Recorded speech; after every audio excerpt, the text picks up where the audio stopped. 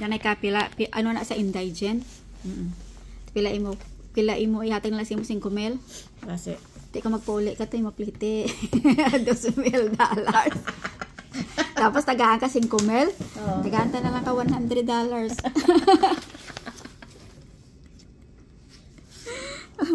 Be, pabasa ko no, be? Okay, ha? May benefit. May payout daw sila 5,000. But she's in US. So, kailangan niya pa umuwi ng February 19. Medical assistance.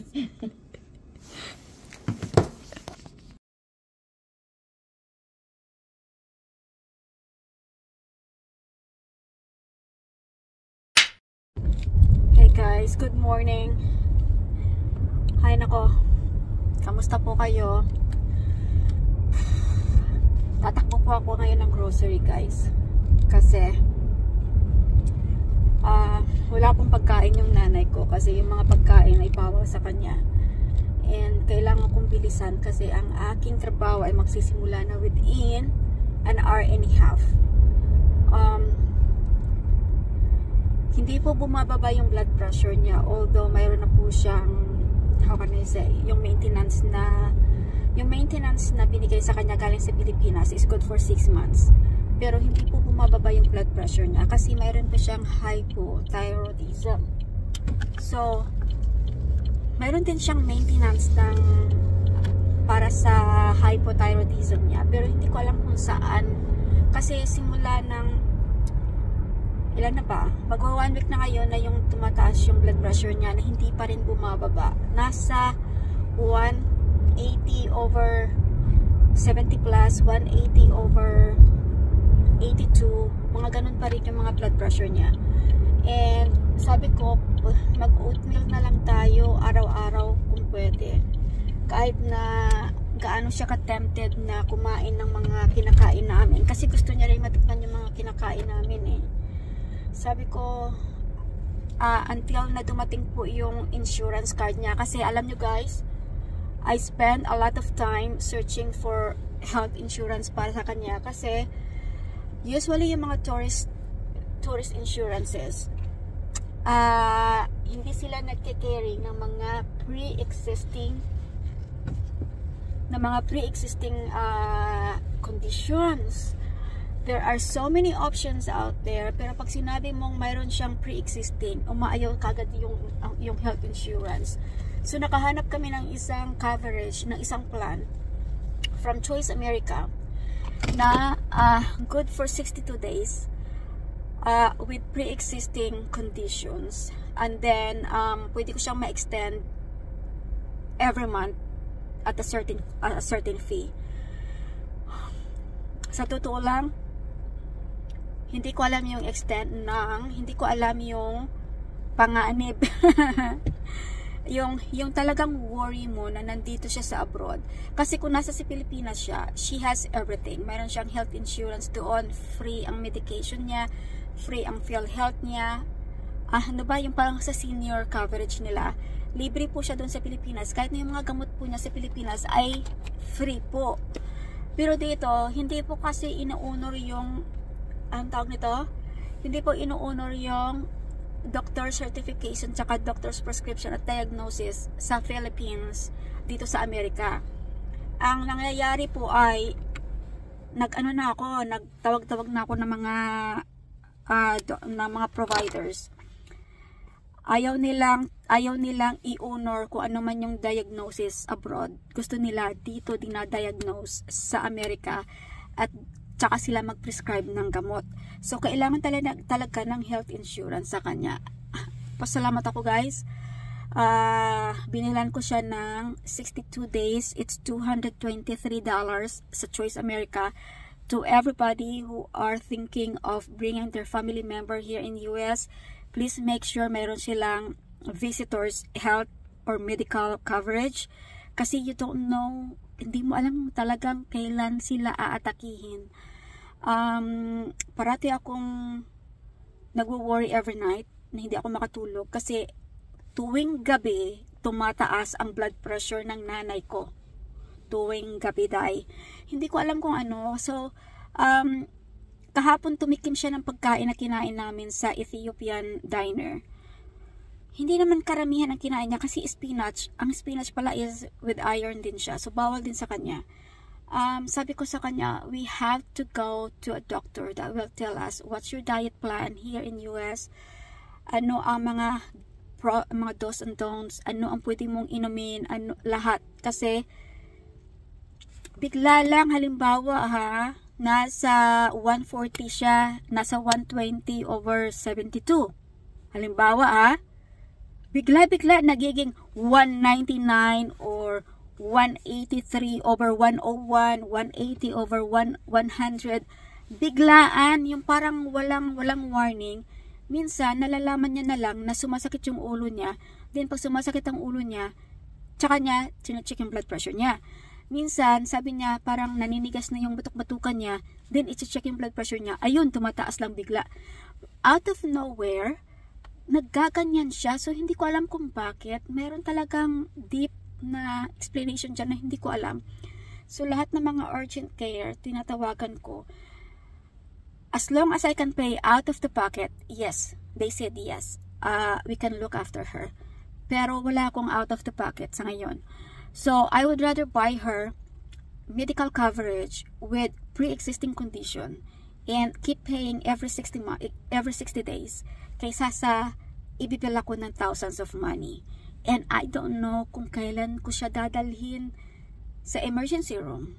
I'm in the edge of bringing her to the ER last Sunday night. Ayan guys.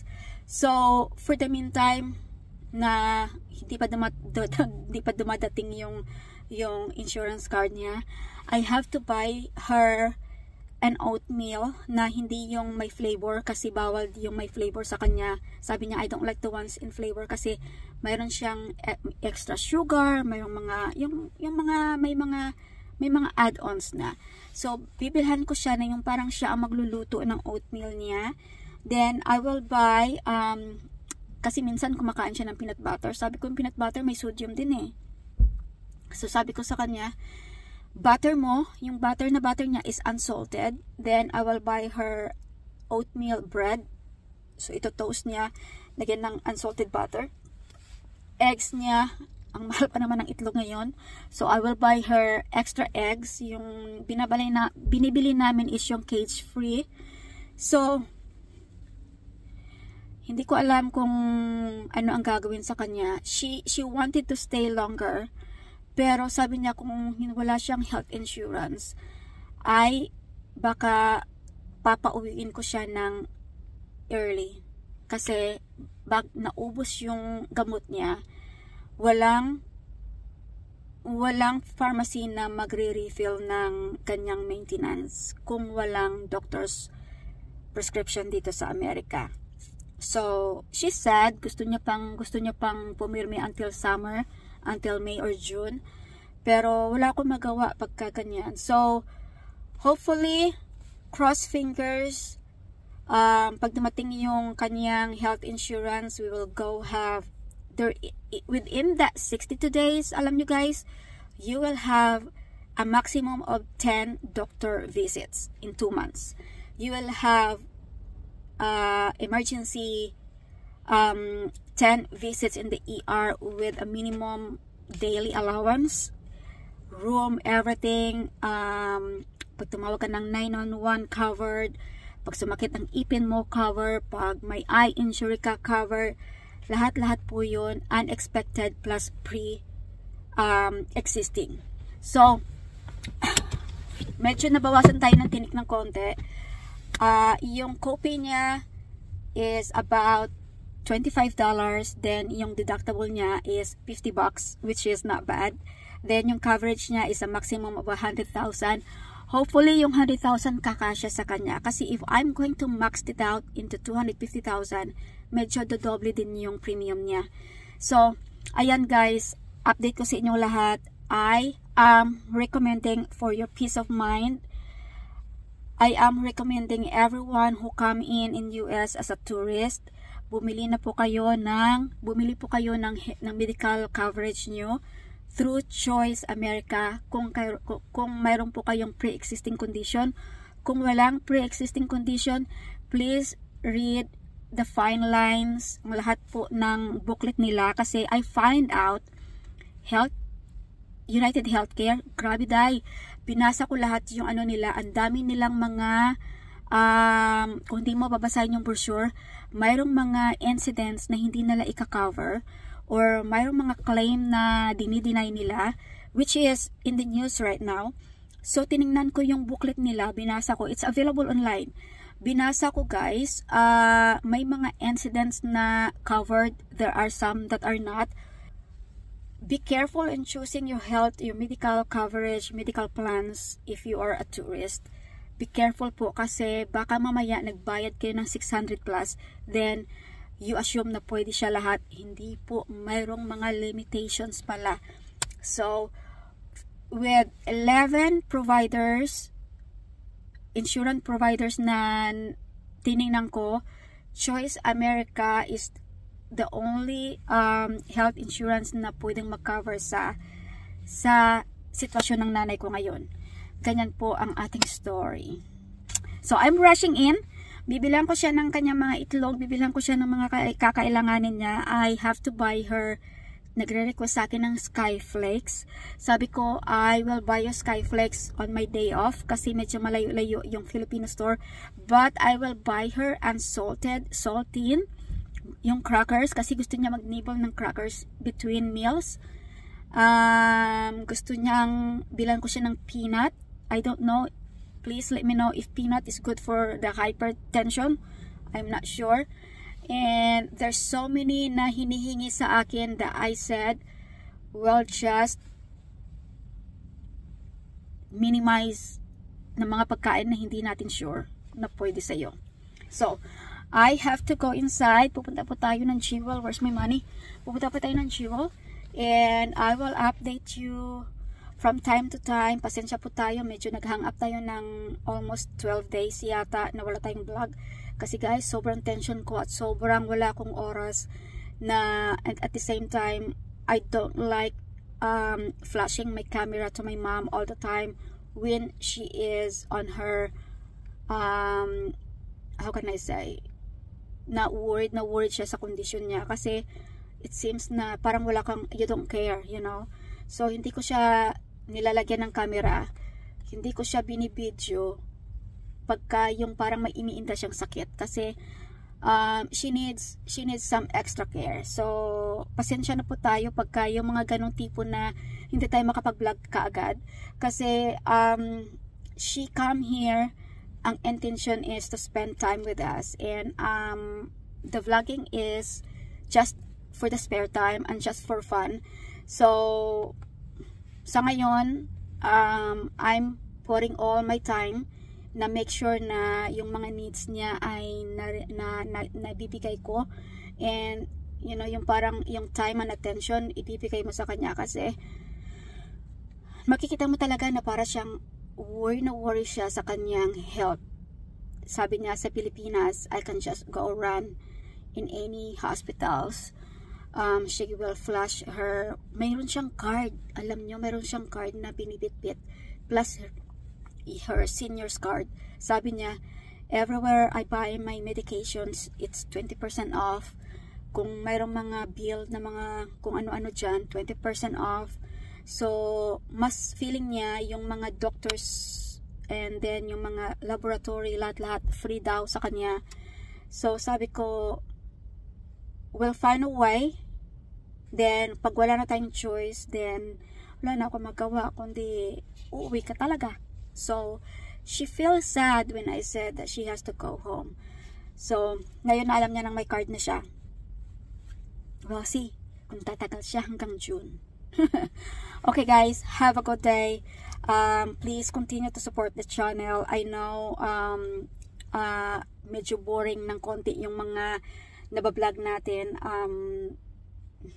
Marami lang pong nangyayari na hindi ko sinasabi sa inyo sa vlog, and it's not for you na makinig sa aking mga stress, sa aking mga problema, sa aking mga iniinda. I'm here to inspire everyone na you take your daily life, you take your stresses and your problems every day, one step at a time. You know, find yourself some space na makakangiti ka pa rin. You can breathe, you know, wag masyadong talagang tawag noon, yung parang iinda mo yung lahat ng mga problema mo, kasi walang may tutulong sa'yo but you. So that's where I am. Okay, so hindi ko po alam kung saan dito ang bibilhin ko. I am thinking of this one. Which one is the best? Or this one. So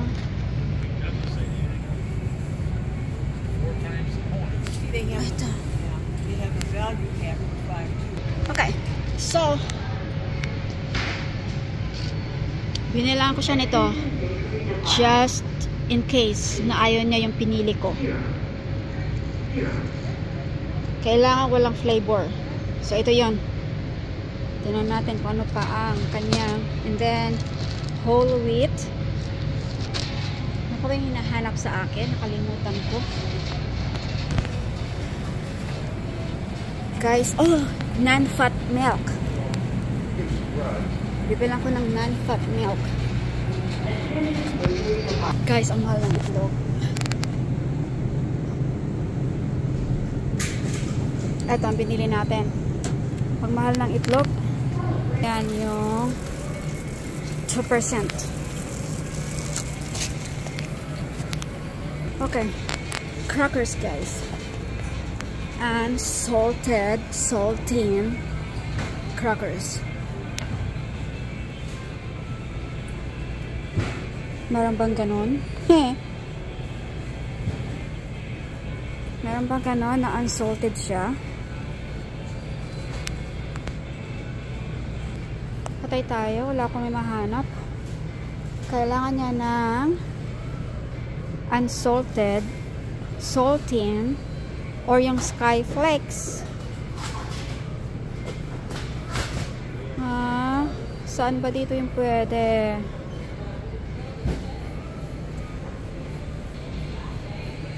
Okay guys, anong crackers ang pwede kong bilhin na walang salt? Attention bakery department.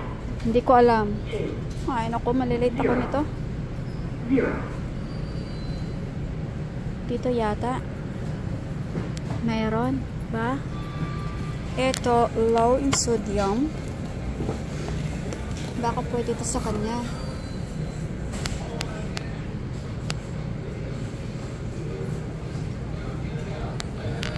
Bibilang ko siya nito.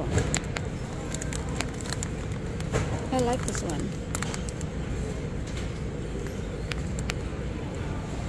So, ayan. Para sa soup. So, ayan guys. Ano pa ba ang bibilin ko para sa kanya?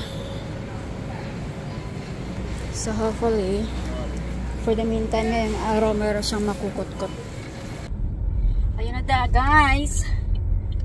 Hinatid ko na po yung mga binili ko sa nanay ko. At didiretso na ako sa trabaho ko. Ay, naku po. Para kung may another anak.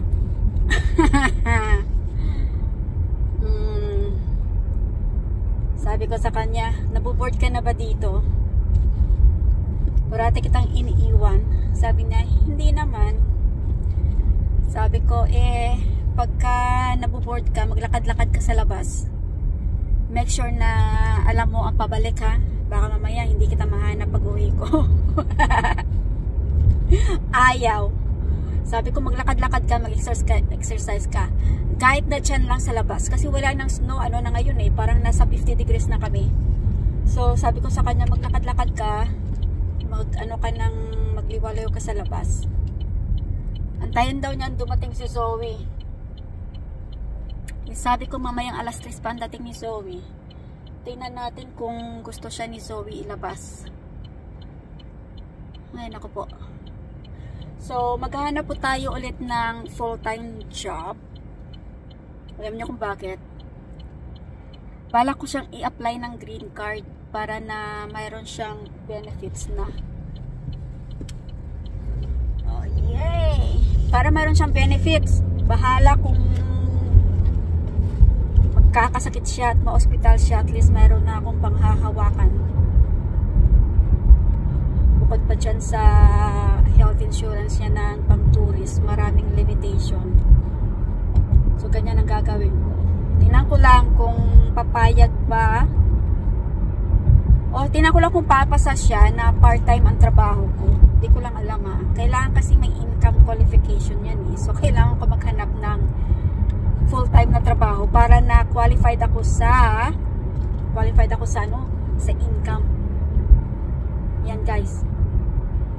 Sabi ko, pag i-apply kita ng green card, hindi ka pa uuwi. Baka mamaya, i-apply kita tapos magbabayad ako at may schedule ka. Wala ka na dito. Kasi alam nyo guys, marami siyang mga benefits sa Pilipinas. Na yung mga ina-applyan niya doon sa gobyerno, ano pa yung mga pinamimigay doon, mayroong mga benefits. Nanghihinayang siya. Sabi niya, mayroon daw payout last February 19. Yung mga kasamahan daw niya, yung natanggap, 5,000, 8,000, pambili ng gamot. Sabi niya, sayang daw yung sa kanya kasi marami siyang gamot na bibilhin. Hindi niya makuha. Sabi ko, bibigyan kita ng $200 pang ano ko doon, pampalit ko dyan sa nawala mong benefits. Sabi niya, kasi pag hindi ako magpakita, mawawala yung pangalan ko doon. Tsaka election daw ngayong May. Kailangan daw bubuto siya para na para continuous yung benepisyo niya sa gobyerno. Sabi ko, patay tayo sa'yo. Ano ba talagang plano mo? Gusto mo tumira dito? Gusto mo pumirmi? O gusto mo umuwi? Sabihin mo na sa akin habang mura pa yung pamasahe. Hindi ko alam kung ano gusto ng nanay ko. Sabi niya, kasi daw mawala daw yung mga pangalan niya sa mga listahan. Yan yata ang dahilan kung bakit parati siyang nag-iisip. Siguro yan ang dahilan talaga. Ayaw niya lang sabihin sa akin. Kaya nung sinabi ko sa kanya na i-apply kita ng green card para may benepisyo ka, medyo lumiwanag yung mukha. Ang iniisip ko naman, baka naman uwian ako, baka naman hindi tatagal. Kasi alam mo naman, diba, pag nag-apply ka ng green card, hindi na siya pwede umuwi. Magpa-biometric na siya and then interview kasama namin. Yun na yun. Pero hindi ko lang alam kung gaano katagal yung proseso ngayon. So, tingnan natin kung papasa ako dyan, guys, na i-apply ko siya na part-time ang trabaho natin. Pag hindi, hanap tayo ng full-time job. Ganyan. So, I'm like, nandyan na yung trabaho ko sa kabila. So, yan ang kagandahan ng part-time na to. Kasi, pag tinawagan ako na kailangan ako sa bahay, I'm only 5 minutes away. Wala akong lashes ngayon. Ayan, nandito na tayo. Guys, kita-kits tayo ulit. Okay? Nandito na ako sa trabaho ko. Alauna po ang ating duty. And tingnan natin kung ano ang bibigay sa akin na trabaho ngayon. Store po to. So parang mag-i-entertain tayo ng mga customer ngayon. Mag-upsell tayo para mayroon tayong maganda ang ating ito. Ayan. Ay, yung mata ko. Okay guys, kita-kita tayo. Thank you for watching my videos. Please don't forget to like, subscribe, and share, and comment. Thank you. Have a good day. Kada 3 months na pangayo kami na sang doctor certificate nga amon bulong, amon mga laboratory, dala ni laboratory mo. Tagaan kami 2 mil, sa kay gasataya may 4 mil. Na diri kay sa NGC ni 5 mil. Ang mayor ni